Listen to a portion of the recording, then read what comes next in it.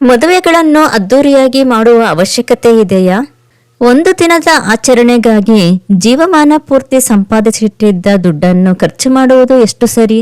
ಸಾಲ ಸೌಲ ಮಾಡಿಯಾದ್ರೂ ಅದ್ದೂರಿಯಾಗಿ ಮದುವೆ ಮಾಡಲೇಬೇಕು ಅನ್ನೋದು ಎಷ್ಟು ಸರಿ? ಬಾಂಧವ್ಯಗಳನ್ನು ಬೆಸೆದು ಸಂಬಂಧಗಳನ್ನು ಗಟ್ಟಿ ಮಾಡುವಂತ ಒಂದು ಸುಂದರ ಕ್ಷಣ ಮದುವೆ. ಆ ಒಂದು ಕ್ಷಣಕ್ಕಾಗಿ ಜೀವಮಾನವೆಲ್ಲ ಕೂಡಿಟ್ಟ ದುಡ್ಡನ್ನು ಖರ್ಚು ಮಾಡಿ ನಂತರ ಪರಿತಪಿಸುವುದು, ಇದೆಲ್ಲ ಬೇಕಾ? ಮದುವೆಗಾಗಿ ದುಂದು ವೆಚ್ಚ ಮಾಡೋದು ಎಂಗೇಜ್ಮೆಂಟ್ ಮಾಡೋದ್ರಿಂದಾನೇ ಶುರುವಾಗುತ್ತೆ. ಎಂಗೇಜ್ಮೆಂಟ್ ಅಂದ್ರೆ ಏನು? ಎಂಗೇಜ್ಮೆಂಟ್ ಅಂದ್ರೆ ಒಂದು ಒಪ್ಪಂದ. ಈ ಹುಡುಗಿಗೆ ಈ ಹುಡುಗನ ಜೊತೆ ಮದುವೆ ಮಾಡ್ತೀವಿ ಅನ್ನೋದು ಒಂದು ಒಪ್ಪಂದ. ಆ ಎಂಗೇಜ್ಮೆಂಟ್ಗೆನೆ ಮದುವೆಗೆ ಕರೆಯುವಷ್ಟು ಜನನ್ನು ಕರೆದು ಗ್ರ್ಯಾಂಡ್ ಆಗಿ ಹೋಟ್ಲಲ್ಲಿ ಚೌಲ್ಟ್ರಿಯಲ್ಲಿ ಮಾಡೋದು ಈಗಿನ ರೂಢಿಯಾಗಿದೆ. ಇನ್ನ ಜನಗಳು ಜಾಸ್ತಿ ಬಂದಷ್ಟು, ಚೌಲ್ಟ್ರಿ ಮಾಡಿದಷ್ಟು, ಹೋಟೆಲ್ ಮಾಡಿದಷ್ಟು ಅದಕ್ಕೆ ತಕ್ಕಂತ ಬಟ್ಟೆ ಬರೆಗಳು, ಅದಕ್ಕೆ ತಕ್ಕಂತ ಡೆಕೋರೇಷನ್ನು, ಅದಕ್ಕೆ ತಕ್ಕಂತ ಊಟ ತಿಂಡಿಗಳು ಇವೆಲ್ಲ ಬೇಕೇ ಬೇಕು. ಇನ್ನು ಗ್ರ್ಯಾಂಡ್ ಆಗಿ ಸೆಲೆಬ್ರೇಟ್ ಮಾಡಿದ್ಮೇಲೆ ಕಾಸ್ಟ್ಲಿ ಬಟ್ಟೆಗಳು ಬೇಕು. ಹುಡುಗಿಗೆ ಎಷ್ಟು ಸಾವಿರದ ಸೀರೆ, ಹುಡುಗನಿಗೆ ಎಷ್ಟು ಸಾವಿರದ ಸೂಟು ಬೂಟು ಅನ್ನೋದೇ ಎಲ್ಲರ ಚರ್ಚೆ. ಮದುವೆ 1 ತಿಂಗಳು 15 ದಿನ ಇದ್ದಾಗ್ಲೂ ಎಂಗೇಜ್ಮೆಂಟ್ ಮಾಡೋದು ಈಗಿನ ಒಂದು ಟ್ರೆಂಡ್. ಮದುವೆ ಅಷ್ಟು ಹತ್ರ ಇದ್ದಾಗ ಅಷ್ಟು ಗ್ರ್ಯಾಂಡ್ ಆಗಿ ಎಂಗೇಜ್ಮೆಂಟ್ ಮಾಡೋ ಅವಶ್ಯಕತೆ ಇದೆಯಾ? ಇನ್ನು ಎಂಗೇಜ್ಮೆಂಟ್ ಮುಗಿತಾ ಇದ್ದಂಗೆ pre wedding shoot. Pre wedding ಶೂಟ್ಗೆ ರೆಸಾರ್ಟ್ ಬುಕ್ ಮಾಡೋದು, ಹೋಟೆಲ್ಗಳನ್ನ ಬುಕ್ ಮಾಡೋದು, ಪ್ರವಾಸಿ ತಾಣಗಳಿಗೆ ಹೋಗೋದು, ಆ ಫೋಟೋ ಶೂಟ್ ಮಾಡಕ್ಕೆ ಫೋಟೋಗ್ರಾಫರ್, ವಿಡಿಯೋಗ್ರಾಫರ್, ಅದಕ್ಕೆಲ್ಲ ಒಂದಷ್ಟು ದುಡ್ಡು. ಅದಕ್ಕೆ ತಕ್ಕಂತೆ ಬಟ್ಟೆ ಬರೆಗಳನ್ನ ಕೊಂಡ್ಕೊಳ್ಳೋದು. ಈ ಬಟ್ಟೆ ಬರೆಗಳು ಮಾಮೂಲು ದಿನಗಳಲ್ಲಿ ಉಪಯೋಗಿಸಕ್ಕಂತೂ ಬರೋದಿಲ್ಲ. ಶೂಟಿಂಗ್ ಮುಗಿದ್ಮೇಲೆ ಆ ಬಟ್ಟೆಗಳು ಒಂದು ಮೂಲೆಗೆ ಬೀಳುತ್ತವೆ. ಇನ್ನು ಪ್ರೀ ವೆಡ್ಡಿಂಗ್ ಶೂಟ್ ಆಯ್ತು. ಇನ್ವಿಟೇಷನ್ ಹಂಚೋದು. ಇನ್ವಿಟೇಷನ್ ಎಷ್ಟು ಕಾಸ್ಟ್ಲಿ? ಇನ್ವಿಟೇಷನ್ ನಲ್ಲೂ ಕಾಸಿಗೆ ತಕ್ಕ ಕಜ್ಜಾಯ. ಇನ್ವಿಟೇಷನ್ ನಲ್ಲಿರೋದು ಒಂದೇ ಸಂದೇಶ: ಮದುವೆ ಎಷ್ಟೊತ್ತಿಗೆ, ರಿಸೆಪ್ಷನ್ ಎಷ್ಟೊತ್ತಿಗೆ, ಮತ್ತು ಮದುವೆ ಸ್ಥಳ ಯಾವುದು, ರಿಸೆಪ್ಷನ್ ಸ್ಥಳ ಯಾವುದು. ಇಷ್ಟನ್ನ ಪ್ರಿಂಟ್ ಮಾಡೋದಕ್ಕೆ ಎಷ್ಟು ಪೇಜ್ಗಳು ಬೇಕು? ಮದುವೆ ಇನ್ವಿಟೇಷನ್ನೇ 2 ಪೇಜು, 3 ಪೇಜು, 5 ಪೇಜು, 10 ಪೇಜು. ಅದಕ್ಕೆ ತಕ್ಕಂತೆ ದುಡ್ಡು. ಮದುವೆ ಆದ ತಕ್ಷಣ ಆ ಇನ್ವಿಟೇಷನ್ ಡಸ್ಟ್ಬಿನ್ಗೆ. ಇನ್ವಿಟೇಷನ್ ಆಯ್ತು. ಇನ್ನು ಇನ್ವಿಟೇಷನ್ ಕೊಡ್ಬೇಕಾದ್ರೆ ಹತ್ತಿರದ ಬಂಧುಗಳಿಗೆ ಸೀರೆ ಕೊಡೋದು, ಬಟ್ಟೆ ಕೊಡೋದು. ಸೀರೆ ಬಟ್ಟೆ ಇಸ್ಕೊಂಡವ್ರಿಗಂತೂ ಯಾರಿಗೂ ಸ್ಯಾಟಿಸ್ಫ್ಯಾಕ್ಷನ್ನೇ ಇರೋದಿಲ್ಲ. ಎಂತ ಸೀರೆ ಕೊಟ್ರು ಈ ಸೀರೆ ಆ ತರ ಇದೆ, ಆ ಸೀರೆ ಈ ತರ ಇದೆ, ಅವ್ರು ಕೊಟ್ಟ ಸೀರೆ ಆ ತರ ಇದೆ, ಇವ್ರು ಕೊಟ್ಟ ಸೀರೆ ಈ ತರ ಇದೆ, ಅವ್ರಿಗೆ ಕೊಟ್ಟಿದ್ದ ಸೀರೆ ಚೆನ್ನಾಗಿದೆ, ನಮಗ್ ಕೊಟ್ಟಿದ್ದ ಸೀರೆ ಚೆನ್ನಾಗಿಲ್ಲ. ಇಲ್ದೇ ಇದ್ರೆ ಒಂದು ರೀತಿ ರಿಟರ್ನ್ ಗಿಫ್ಟ್. ರಿಟರ್ನ್ ಗಿಫ್ಟ್ ಅಂದ್ರೆ ಅವರವರ ಅನುಕೂಲಕ್ಕೆ ತಕ್ಕಂತೆ ಕಾಸ್ಟ್ಲಿ ಐಟಮ್ಸು, ಸ್ವಲ್ಪ ಕಾಸ್ಟ್ಲಿ ಐಟಮ್ಸು, ಸ್ವಲ್ಪ ಕಡಿಮೆ ರೇಟಿಂದು. ಈ ರಿಟರ್ನ್ ಗಿಫ್ಟ್ಗಳಂತೂ ಕೊಡೋವರ ಜೇಬಿಗೆ ಭಾರ, ತೆಗೆದುಕೊಳ್ಳುವವರಿಗೆ ಉಪಯೋಗ ಇಲ್ಲ. ನಾವು ಮನೆಗೆ ಯಾವ್ದಾದ್ರು ಸಾಮಾನ್ ತರಬೇಕು ಅಂದ್ರೆ ಎಷ್ಟು ಅಳೆದು ತೂಗಿ ನೋಡಿ ತರ್ತೀವಿ. ಇನ್ನ ಯಾರೋ ಕೊಟ್ಟಿದ್ದ ವಸ್ತುಗಳಲ್ಲಿ ನಮಗೆ ಯಾವ ಸ್ಯಾಟಿಸ್ಫ್ಯಾಕ್ಷನ್ ಇರುತ್ತೆ? ಅದನ್ನ ಅಲ್ಲಿಡ್ತೀವಿ, ಇಲ್ಲಿಡ್ತೀವಿ, ಮೂಲೆಗಿಡ್ತೀವಿ, ಆಮೇಲೆ ಒಂದು ದಿನ ಡಸ್ಟ್ಬಿನ್ಗೆ ಹಾಕ್ತೀವಿ. ಮೊದಲೆಲ್ಲ ಹುಡುಗನ ಮನೆಯವರು ಮದುವೆ ಹೀಗೆ ಆಗ್ಲಿ ಹಾಗೆ ಆಗ್ಲಿ ಅಂತ ಡಿಮ್ಯಾಂಡ್ ಮಾಡ್ತಾ ಇದ್ರು.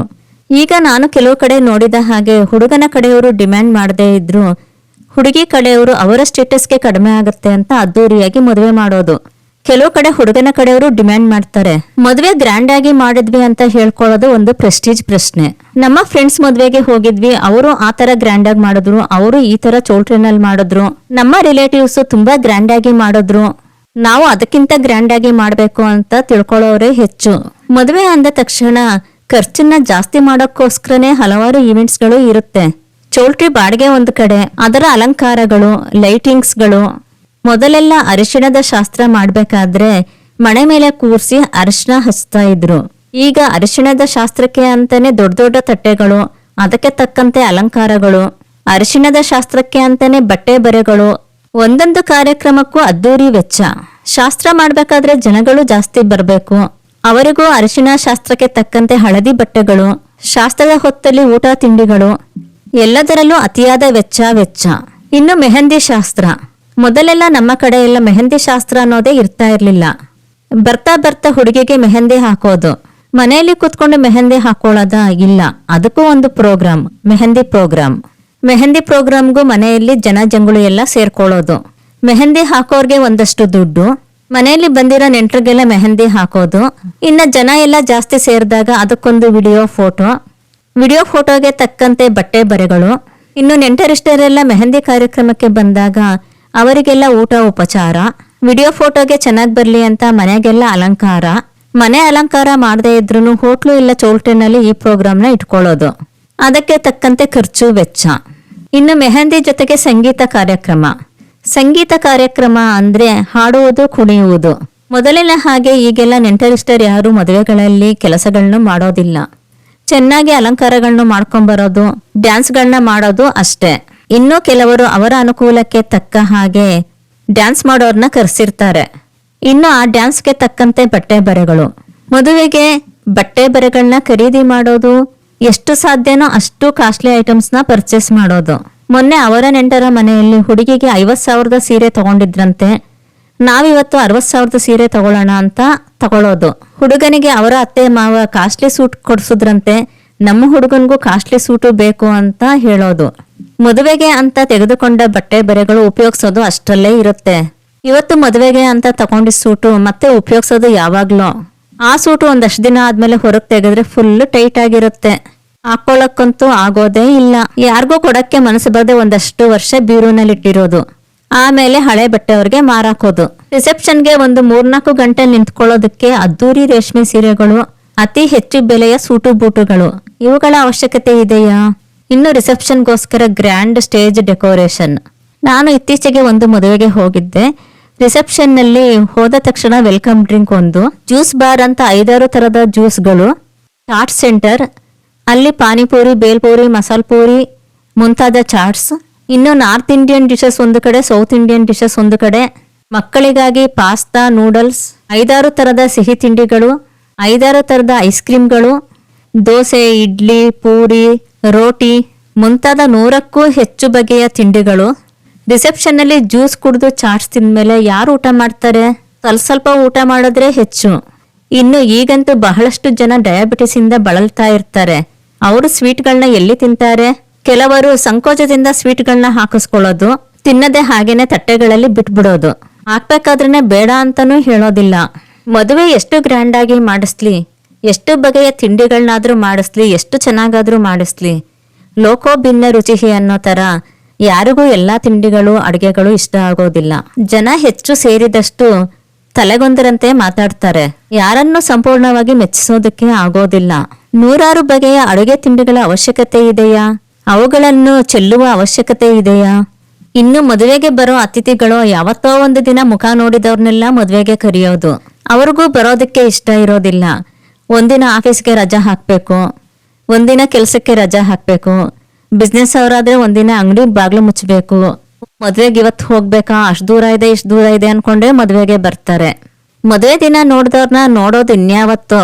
ಅನಾವಶ್ಯಕವಾಗಿ ಹೆಚ್ಚು ಜನರನ್ನ ಕರೆದು ಅದಕ್ಕೆ ತಕ್ಕ ಹಾಗೆ ದೊಡ್ಡ ಚೌಲ್ಟ್ರಿನ ಮಾಡಿ ಆ ಚೌಲ್ಟ್ರಿಗೆ ತಕ್ಕ ಹಾಗೆ ಅಲಂಕಾರ ಮಾಡಿಸಿ ಹೆಚ್ಚು ದುಡ್ಡನ್ನು ಖರ್ಚು ಮಾಡೋ ಅವಶ್ಯಕತೆ ಇದೆಯಾ? ನಮ್ಮ ಮನೆ ಮದುವೆಗೆ ಅಷ್ಟು ಸಾವಿರ ಜನ ಬಂದಿದ್ರು, ಇಷ್ಟು ಸಾವಿರ ಜನ ಬಂದಿದ್ರು ಅಂತ ಹೇಳ್ಕೊಳ್ಳೋದೇ ಒಂದು ಹೆಗ್ಗಳಿಕೆ. ರಿಸೆಪ್ಷನ್ ಮುಗಿದ್ಮೇಲೆ ಸ್ಟೇಜ್ ಅಲಂಕಾರ ಎಲ್ಲ ತೆಗಿಬೇಕಾದ್ರೆ ಅನ್ಸುತ್ತೆ, ಅಯ್ಯೋ ಒಂದು 3 ಗಂಟೆ ಟೈಮ್ಗೆ ಇಷ್ಟೊಂದು ಅಲಂಕಾರ ಅವಶ್ಯಕತೆ ಇದೆಯಾ ಅಂತ. ಇನ್ನ ಮದುವೆಯ ದಿನ ಹೆಣ್ಣಿನ ಕುತ್ತಿಗೆಗೆ ತಾಳಿ ಬೀಳ್ತಾ ಇದ್ದ ಹಾಗೆ ಜನ ಎಲ್ಲ ಊಟ ಮಾಡಕ್ಕೆ ಹೋಗ್ತಾರೆ. ತಾಳಿ ಕುತ್ತಿಗೆಗೆ ಬಿದ್ದು ಒಂದ್ 3-4 ಗಂಟೆ ಅಷ್ಟೊತ್ತಿಗೆನೆ ಚೌಲ್ಟ್ರಿ ಎಲ್ಲ ಬಿಕು ಅನ್ನಕ್ಕೆ ಶುರುವಾಗುತ್ತೆ. ಡೆಕೋರೇಷನ್ ಎಲ್ಲ ತೆಗಿಯಕ್ಕೆ ಶುರು ಮಾಡ್ತಾರೆ. ಲಕ್ಷಾಂತರ ಕೋಟ್ಯಾಂತರ ದುಡ್ಡನ್ನ ಮದುವೆಗೋಸ್ಕರ ಖರ್ಚು ಮಾಡೋ ಅವಶ್ಯಕತೆ ಇದೆಯಾ? ಕೆಲವರು ಅನ್ಕೋಬಹುದು ಅವರ ಹತ್ರ ದುಡ್ಡಿದೆ ಆದ್ರೆ ಖರ್ಚು ಮಾಡ್ತಾರೆ ಅಂತ. ಆದ್ರೆ ಇದು ಬಹಳಷ್ಟು ಜನರ ವಿಷಯದಲ್ಲಿ ಸುಳ್ಳಾಗಿರುತ್ತೆ. ಅವರ ಹತ್ರ ದುಡ್ಡು ಇರೋದಿಲ್ಲ, ಆದ್ರೆ ಸಾಲ ಸೋಲ ಮಾಡಿ ಮದುವೆಗೆ ದುಡ್ಡನ್ನ ಖರ್ಚು ಮಾಡ್ತಾರೆ. ಅಥವಾ ಅವರ ಜೀವಮಾನದಲ್ಲಿ ಸಂಪಾದಿಸಿಟ್ಟ ಬಹಳಷ್ಟು ದುಡ್ಡನ್ನ ಮದುವೆಗೋಸ್ಕರ ಖರ್ಚು ಮಾಡ್ತಾರೆ. ನಾವು ನೋಡಿರ್ತೀವಿ, ಒಂದು ಸ್ವಂತ ಮನೆ ಸುತ ಇರೋದಿಲ್ಲ, ಅಂತಹವರು ಮದುವೆಗೋಸ್ಕರ ದುಂದು ವೆಚ್ಚ ಮಾಡಿ ಅದ್ದೂರಿಯಾಗಿ ಮದುವೆ ಮಾಡ್ತಾರೆ. ಜನರನ್ನು ಮೆಚ್ಚಿಸುವುದಕ್ಕೋಸ್ಕರ ಈ ಖರ್ಚು ವೆಚ್ಚಗಳ ಅವಶ್ಯಕತೆ ಇದೆಯಾ? ಅದೇ ದುಡ್ಡನ್ನು ಗಂಡು ಹೆಣ್ಣಿನ ಜೀವನಕ್ಕೆ ಉಪಯೋಗಿಸಬಹುದು. ಈಗ 4-5 ವರ್ಷದ ಹಿಂದೆ ಕೋವಿಡ್ ಟೈಮ್ನಲ್ಲಿ ಮದುವೆ ಆದವ್ರನ್ನ ನೋಡಬಹುದು. ಆಗ ರೆಸ್ಟ್ರಿಕ್ಷನ್ ಇದ್ದಿದ್ರಿಂದ ಹೆಚ್ಚು ಜನರನ್ನ ಮದುವೆಗೆ ಕರೀತಿರ್ಲಿಲ್ಲ. ಕಡಿಮೆ ಜನರನ್ನ ಕರೆದು ಕಡಿಮೆ ದುಡ್ಡಲ್ಲಿ ಮದುವೆನ ಮುಗಿಸ್ತಾ ಇದ್ರು. ನನಗೆ ತಿಳಿದವರೊಬ್ಬರು ಅದೇ ಟೈಮ್ನಲ್ಲಿ ಮದುವೆ ಮಾಡಿದ್ರು. ಅವರು ಮಿಕ್ಕಿದ ದುಡ್ಡಲ್ಲಿ ಗೋಲ್ಡ್ ಪರ್ಚೇಸ್ ಮಾಡಿದ್ರು. ಆ ಚಿನ್ನದ ಬೆಲೆ ಈಗ ಬಹಳಷ್ಟು 10ರಷ್ಟು ಆಗಿದೆ. ಚಿನ್ನ ಪರ್ಚೇಸ್ ಮಾಡಬೇಕು ಅನ್ನೋದಲ್ಲ, ಮದುವೆಗೆ ಒಂದು 50-60 ಲಕ್ಷ ಖರ್ಚಾಗುತ್ತೆ ಅಂದ್ರೆ ಅದೇ ದುಡ್ಡನ್ನ ಹುಡುಗ ಹುಡುಗಿಯ ಜೀವನಕ್ಕೆ ಉಪಯೋಗಿಸಬಹುದು, ಬಿಸ್ನೆಸ್ಗೆ ಇನ್ವೆಸ್ಟ್ ಮಾಡಬಹುದು. ಇಲ್ಲ ಹುಡುಗ ಹುಡುಗಿ ಇನ್ನ ಹೆಚ್ಚಿನ ವಿದ್ಯಾಭ್ಯಾಸ ಮಾಡಬೇಕು ಅಂದ್ರೆ ಆ ವಿದ್ಯಾಭ್ಯಾಸಕ್ಕೆ ಬಳಸಬಹುದು. ಇಲ್ಲ ಅವರಿಗೆ ಒಂದು ಜೀವನಕ್ಕೆ ಅಡಿಪಾಯ ಅಂದ್ರೆ ಸೈಟು ಇಲ್ಲ ಮನೆ, ಇದರಲ್ಲಿ ಇನ್ವೆಸ್ಟ್ ಮಾಡಬಹುದು. ಇದನ್ನು ಹುಡುಗಿಯ ಮನೆಯವರು ಹಾಗೂ ಹುಡುಗನ ಮನೆಯವರು ಇಬ್ಬರೂ ಕೂತು ಮಾತಾಡಿ ನಿಶ್ಚಯ ಮಾಡಬೇಕು. ಮದುವೆ ಅನ್ನೋದು ಒಂದು ದಿನದ ಕಾರ್ಯಕ್ರಮವಾದರೂ ಜೀವಮಾನ ಪೂರ್ತಿ ಗಂಡು ಹೆಣ್ಣು ಒಟ್ಟಾಗಿ ಬಾಳಬೇಕು. ಮದುವೆಯ ದಿನ ನೆಂಟರಿಷ್ಟರು ಬಾಯಿಗೆ ಬಂದ ಹಾಗೆ ಅವರ ಅಭಿಪ್ರಾಯಗಳನ್ನು ಮಾತಾಡಬಹುದು. ಗಂಡು ಹೆಣ್ಣಿನ ಕಡೆಯವರು ಅವರ ಮಾತುಗಳಿಗೆ ಸೊಪ್ಪು ಹಾಕದೆ ತಮ್ಮ ನಿರ್ಧಾರವನ್ನು ತೆಗೆದುಕೊಳ್ಳಬೇಕು. ಮದುವೆಯ ಒಂದು ದಿನ ಬರುವ ನೆಂಟರು ಜೀವನ ಪೂರ್ತಿ ಇರುವುದಿಲ್ಲ. ಅವರವರ ಜೀವನವನ್ನು ಅವರೇ ನಿರ್ಧರಿಸಬೇಕು. ಇತರರ ಮಾತಿಗೆ ಬೆಲೆ ಕೊಡಬಾರದು. ಅದ್ದೂರಿ ಮದುವೆಗಳ ಬಗ್ಗೆ ನಿಮ್ಮ ಅಭಿಪ್ರಾಯವನ್ನು ಕಮೆಂಟ್ ಮಾಡಿ. ನಿಮಗೆ ಈ ವಿಡಿಯೋ ಇಷ್ಟ ಆಗಿದ್ದರೆ ಲೈಕ್ ಮಾಡಿ, ಶೇರ್ ಮಾಡಿ ಹಾಗೂ ಸಬ್ಸ್ಕ್ರೈಬ್ ಮಾಡಿ. ನಮಸ್ಕಾರ.